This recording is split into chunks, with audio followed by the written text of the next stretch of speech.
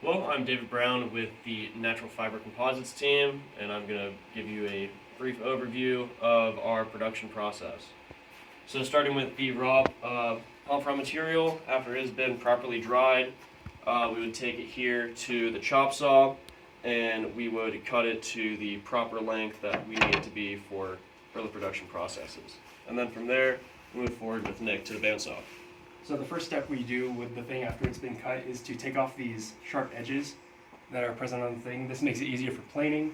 To do that, we just run it through the bandsaw here, take off each side, and then it'll end up looking something more like this. And then from there, to Carl. Yeah.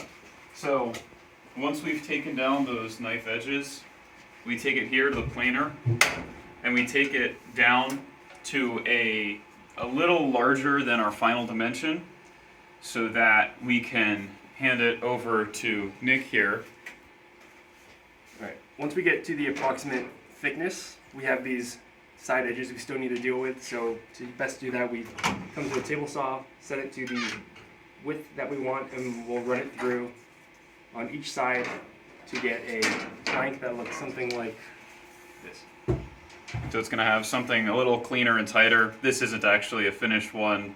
This side still has edges, but you're going to have basically just pure frond. And once it's like that, we plane it again, run it through the planer, still to it's a little over its final dimension, so that once they are all ready, we can take them and clamp them together. So for the gluing process, we use 2 half-inch aluminum plates, about 7 inches wide and pretty long. And we put the palm fronds between the plates, spread the glue, set them, and then we were able to clamp them from the sides and clamp the plates together from the top and bottom.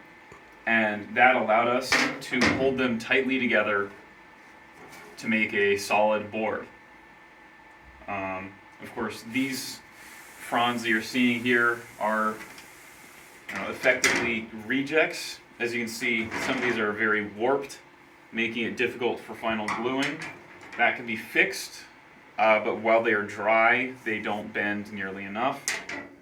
And I think one of these might be too thin as well, but either way, that is our process for making our boards.